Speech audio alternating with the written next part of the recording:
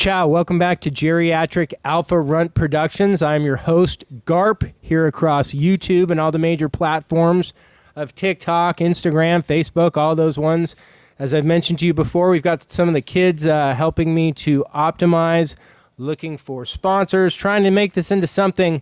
That's why I need you to like, subscribe, share the content. If you enjoy it, let us know. And today, Garp, I had no idea. Well, that's my name here on the YouTube name. I was trying to think of something clever and cute. Can I use your real name? Yeah, of course. Okay. I'm not trying to hide my real name. Today I got a special guest. Jim Cardle is here. He's my first minor celebrity from Texas here. He's a local radio personality. Do that. And I've known Jim now for, must be at least like 15 years or so. When I moved to Austin in 2005, I was lucky enough to join my favorite 12-step program that I discuss on here from time to time. And Jim was already here, part of the program, one of the real, true old-timers.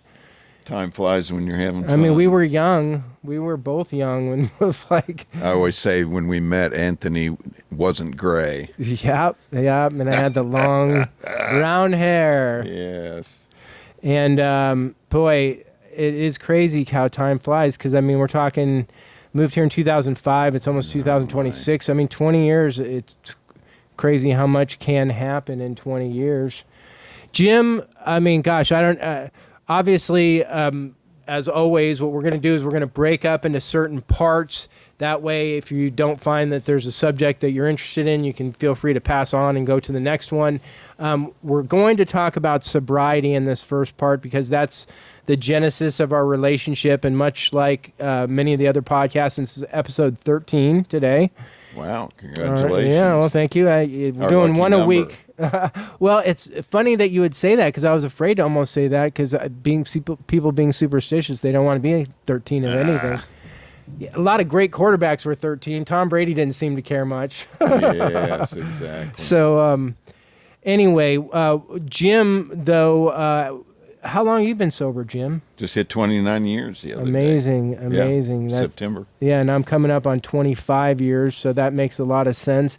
You know, Jim, I just love your story, and rather than me like pulling that out of you, if you don't mind just kind of telling us what your like your story. Yeah. I know it's not a full-blown meeting here or something like that. I feel only what you want to feel comfortable sharing, but I mean, I just love hearing your story. That's why I gravitated towards you when I was starting out here. And the rest is history. Right. Now, and I've got things I want to share about that, but I don't want to supersede how you got sober and how you got to where I met you. Yeah.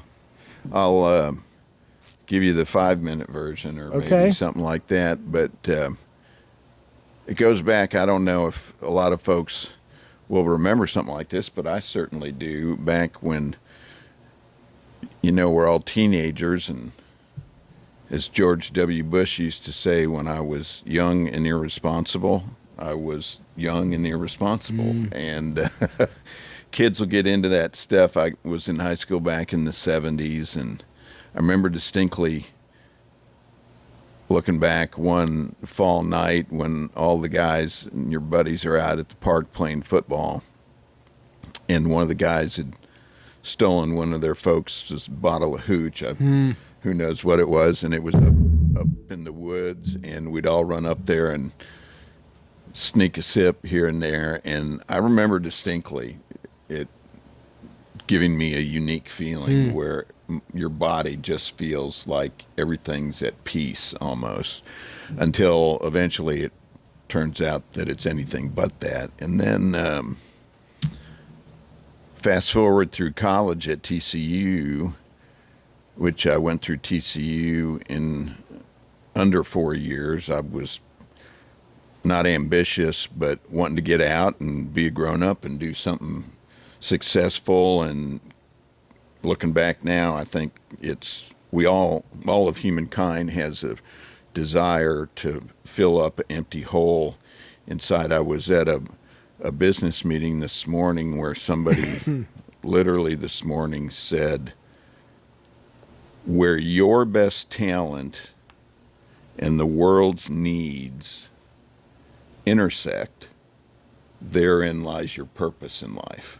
I thought, oh my gosh, that's really pretty good. I was just wanting to be successful and make some money like I think most kids and get out from underneath their parents. But when I was graduating in 3.5 years from TCU, a buddy of mine brought me to the old Wee Lounge, and he said, Jimbo, you're such a great guy. You work so hard, and you've done so much for other people, and yada, yada, yada. And this was a famous watering hole that's still there.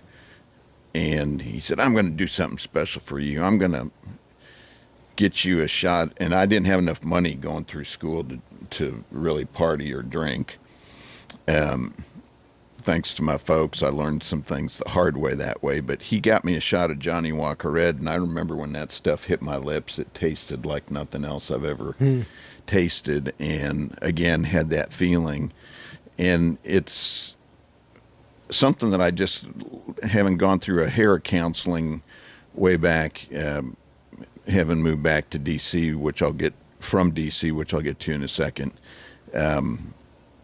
Looking back and having been asked by some counselors, do you remember any specific instances where you think alcohol had some unique effects on you? And those were two that just popped to my mind for some reason. And the psychiatrist that I was seeing up in Dallas at the time, this was probably in about 92 before I got sober, he said, Jim, do you think other people really have a similar type experience? And that was a curious question to me, because I thought that they were pretty remarkably unique. And got out of TCU, went to a little town up in the Panhandle, worked for one of my fraternity brothers' family banks.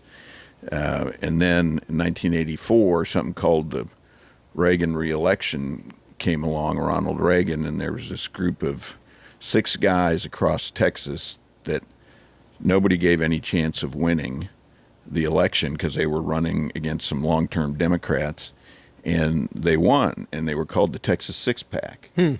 Some folks will recognize Dick Armey and Tom DeLay. My wife used to work for Joe Barton. I worked for my congressman up in Amarillo. His name was Bo Bolter. And Bo Bolter came to the little town of Booker, Texas, where I was living at that point. I lived there for 5 years. We used to say there's not much to do, there's not much to see, but what you can hear damn sure makes up for the other two. There were 1,200 people in Booker when everybody was home.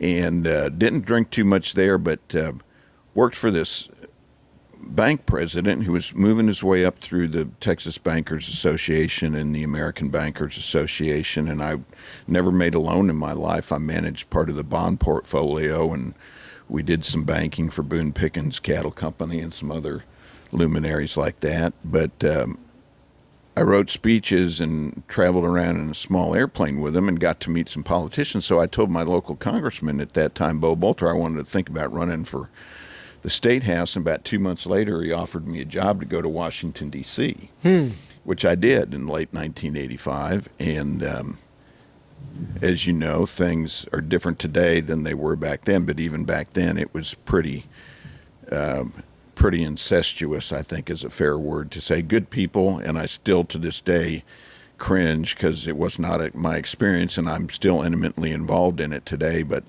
they're generally good people. There's bad apples in any profession that you're in, and they're the ones that get all the news. So I went to Washington, D.C., and that's kind of where my drinking accelerated, because you're going to receptions at the end of every day. Literally, there's 4 or 5 chambers of commerce, or the ag group, or the bankers group, or the realtors group, or the landman's group, or you name it. There's groups for stuff you'd have no idea. The sheep herders Can imagine.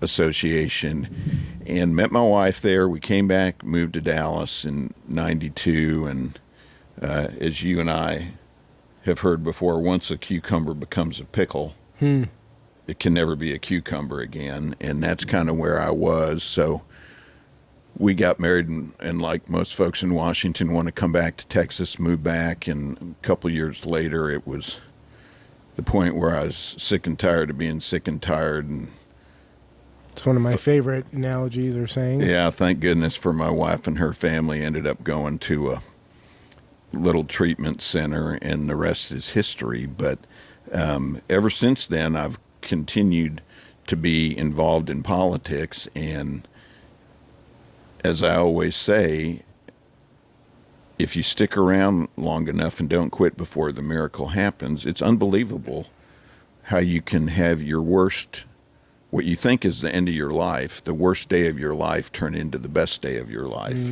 It's when you decide to change things and change a few habits. And I probably asked you a time or two, do you know who's in charge? Right. I was raised with religion and all that stuff, but it made a difference to kind of have a one-on-one relationship as opposed to going to church, which is all man-made type of stuff. So here I am now. Next thing you know, the harder you work, the luckier you get. And I'm now into year 6 on the local Talk 1370 radio, Monday through Friday, drive time radio. And and if you give a politician a chance to be on the radio, you're the handiest thing since a pocket on a shirt. So they sure remember who you are, and it's fun to get to know them. And it's a special time right now in politics in our nation's history because we're in the middle of a culture war. Like him or hate him, Donald Trump's changing things, in my humble little opinion, for the better. And it's about time. And I think that's why he was elected, not because he was an obnoxious New Yorker, but because people also were sick and tired of being sick and tired, and they wanted to take our country back. So here I am in the middle of it and having more fun than you can shake a stick at. Wow. And, you know, I'm not going to let us go into politics quite yet because that's going to encompass a whole 15, 20 minute subject on its own. I can only assume, just from what you just said, that in politics there's a lot of alcoholism and functional alcoholics than if you've got this drinking environment all the time. I'm in the construction industry, and it's not a glamorous drinking environment, but it's a drinking environment in a different way. It's everywhere. Do you remember, you know, times have changed, but I mean, growing up, you probably still see it, but the way that the construction workers would get their, you know, 12 packs of beer, and they'd ice them down and they'd take them with them on job sites. And that kind of culture, I think, is still there. It's just not openly, brazenly drinking like they used to. Because who else is going to be out there in 100-degree weather laying landscaping pipe and doing these things that, you know, so I guess you need to have leeway. It's an interesting place to be in an environment or a career where functional alcoholism is so accepted. Oh, yes. You know what I mean? And it's like, even in different cultures, I hate to say in like Louisiana and stuff, I mean, it's like in New Orleans, it's really a cultural, the alcoholism is a cultural thing. And, when you look at the Grammy Awards, the Oscar Awards, they jokingly say that during commercial breaks, they have the world's largest AA meeting because everybody's there is from Mick Jagger on down to Eric Clapton and others who I've seen at my local meeting at lunch when he was playing in town once. Football players at the Hall of Fame. Everybody gets into it if you're in the public eye and you're creative and you've been used to being the center of attention, and all of a sudden you have too much time on your hands. There are things chemically in our body that, at least for me, in my belief, boredom is a big trigger for sure. Yes, and then you get the body chemistry engaged, and you're right. It's something that's cultural. Have you heard of the latest movement, the big move to mocktails? I just have heard in the last couple of weeks. Well, supposedly this generation's drinking a lot less. Have you heard that? It's like they're smartening up. I know. Well, I guess they saw us and the alcoholics that came out of the 70s and 80s and before that. But I mean, it's just amazing because I even was at the very tail end of like keg beer and little sister programs and like this type of culture in college that no longer really exists. I'm not saying that kids don't party, but like, because the lawsuits, the drinking in the house and all that stuff's way in the hazing. I'll tell you one quick story. Old friend of mine who has passed away. He built the LBJ Library, as a matter of fact. Used to see him most every day at lunch, and he told me about a day, it'd be about 50 years ago now, so we're talking about in the 70s, and he went to this group here in Austin that's well known, and it was one of his first meetings, if not his first or second meeting. And he walked in, not clear of mind, sat down, and he said there was about 4 people in the room, and that's it. And he looked to his left, and there was the governor of Texas, Ann Richards. He thought, okay, and he looked to his right, and it was the county judge, who he knew because he was in the construction business. And then beyond that was the lieutenant governor, Bob Bullock. And he thought to himself, I'm in the wrong damn meeting. Right. But he was in the right meeting. That was all covered up. It was not talked about. This day and age, there's a bit of a damnation of it still, but the kicker of it is every family, I would say virtually, but pretty much literally, has been affected. Kids get into drugs now. They go to treatment. They lose friends to fentanyl. I have to talk about it on the radio. Like our local congressman, Michael McCall, sends his kids to Westlake High School. He told me the other day that his kids went to 5 funerals last year as juniors in high school of kids that had died to fentanyl. So it is a huge, major problem. Starts with alcohol and marijuana and stuff like that. I think alcohol is definitely the gateway to everything. And we know that it's acceptable to be a better person on the other side. The success rates is what's, I think, helped it be acceptable to talk openly about it. It's interesting because after being sober for as long as we have, there's no fear or embarrassment in talking about it. I'm not saying that I walk around with a sign Absolutely and I advertise not. it, but I always let people know that I'm sober. It's like one of the most empowering things that you can do to help people is Absolutely to talk about it, because you never know who's struggling. And if it was easy, everybody'd do it. I mean, like being sober is like such a huge thing in life. I mean, and not have that burden of the cost of alcohol and the way that it makes you feel, and then just what it does to relationships. You're living in hell. I was. It's always amazing Couldn't to live see with people it. Couldn't who, live without it. That's hell. And one of your favorite things to talk about is your addictive personality. Is you're addicted to everything. Everything I've done more than twice. I really like that because I can relate to that. I mean, I get addicted to I get obviously addicted to collecting, where I can put myself into financial peril over it. I can, be addicted to relationships with my wife or my child, and I mean, just you've always done a really good job of pointing that out. Well, let me talk about that just briefly, because I say I'm addicted to my job. Many of my family would say I'm a workaholic. We get addicted to money and possessions. I am addicted to my wife. Thank goodness she's a wonderful woman. But more importantly in life, we get addicted to resentments and carry those around inside, where they don't do anything to the other person. They just rot us from inside. Addicted to fear. False events appearing real. That's a good one right there. Fear is thinking that I can control the future, as opposed to turning it over, knowing that somebody else is taking care and is in charge of my life. There's all these jealousy, envy. There's those things that on a daily basis determine whether you're happy or miserable. And life's too short. I would say now, eat dessert first. You got to just make a choice to focus on the positive and pay attention to certain things, and that's mostly helping others and being thankful for what you got. Being thankful is right, because this is definitely not the way that I would have wrote it up if I was doing how I'm going to make my life. Because it's had to take a lot of left turns and right turns along the way to make mistakes and learn and grow up. But I mean, boy, without the program, I don't know how I would have ever navigated through, because it's taught me everything. And that's like kind of the segue I wanted to go to, because when I lost my job. I was laid off in December of 2007.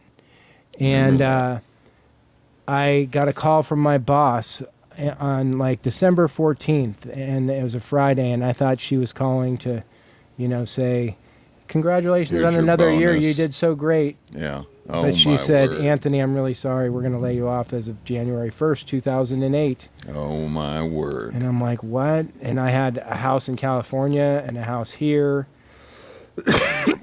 Pardon me. Trying to start a business, keep your head above Well, water, and probably. so I started my business out of desperation. But the key point was that I heard this on Friday. I went into the meeting Saturday morning with my crocodile tears, and I was like, I lost We all my do it. job yesterday. And old Pat and Gene and a couple of those guys laughed. And they laughed and they clapped. And I'm like, what the? Pricks, They've old ass been through grouch. it. And then I think it was John Colliper had said, I caught that you saw everybody clapped when you said that you lost your job. I want you to understand why they did that is because now you're free to do what you're supposed to do, and this is going to get you to the next spot. And you just don't understand yet because you don't have perspective, and that's Amen. perspective. And I don't know if it was that day, I believe it was, that I told you you pulled me aside and you wanted to talk to me for a second, and I told you I was going to try and start a business because the only thing I knew was to try and start a business installing the products that I used to work for the manufacturer on behalf of. And that's Yeah. when Jim invited me down to his office downtown, which I'm just forever indebted. Who would have known that day what you were doing for me? Literally. Because we walked across the street. I'm almost going to get choked up. And we got the company name. I incorporated my company name, and that It was the right across beginning the of street from the Secretary a of State. life-changing moment at 31 years old. Or no, I'm sorry. This was 2008, so I was 38 years old. And Here's the thing, Anthony. Coincidence, my favorite saying, coincidence is God's way of staying anonymous. You and I met like that. Are you kidding me? That is mathematically. And by the way, you said a second ago all the events that led you up to crying crocodile tears. Every one of those events, good and bad, had to happen to get you to where you were at that point. Since then, every event, good and bad, that you and I have had in our lives. And we're sitting here today talking. And there we were a couple days later walking across the street.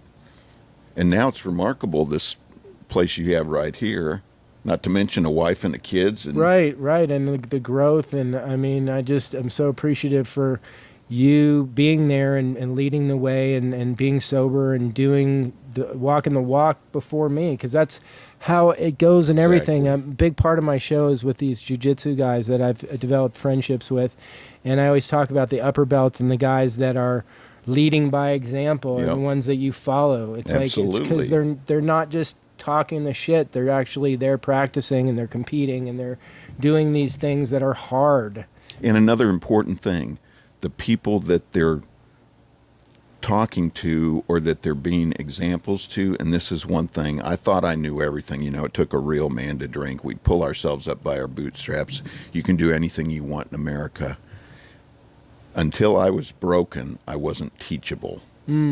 So true. And all these kids in jiu-jitsu, they have to be teachable. You look at all the sports paraphernalia, you can hear the greatest of all the greats. And I always wondered about it, seeing them on TV. I need to thank my coaches. And Right. I was Are they thinking, coaches? what are you talking about? You did this yourself. No, there was a teachable attitude in them. That's the only way you overcome difficulty or get better. Right. And that's happy as well. It's crazy because now that we're not young men anymore, we've had a chance to really see some of our peers pass away. And, Absolutely. And at this point, failed kind of in some respects in their life chance. They squandered it. And can't hide from the reality what the reason was. You know, like in college or in high school, some people are just anointed popular and they're the cool kids, and it was not really based on anything they accomplished. Mm-hmm. But Looks, the last maybe. like 40 years haven't 30 years haven't you don't get that grace now. It's like, what have you accomplished? What relationships have you had success in? What careers have you Yep. conquered? Like what are the things that you have to show for living on this earth? And again, without the program, man, I probably wouldn't be alive at all, I guess. Literally, you Yeah. and me both. Yeah. And how many others we've helped. you Right, know. right, for sure. And It then starts that's with the, our kids, but it's your coworkers, opening a door at the gas station, little things that we do, and you and I will both understand this, doing something for somebody else and trying not to get caught I love that one. is like one of the biggest charges and inner initiatives of inner peace that you can ever find. It's I love that phenomenal. one. It breaks human nature, but it's so I wonder true. how many of them there of those analogies that are with me that are ones that, because I mean you. Oh, I know. I mean, like they're part of me. So. Yep. All right. Well, this has been a fantastic first section, and we're going to come back for episode 13, part number 2. Like, subscribe, even comment. Thank you for watching.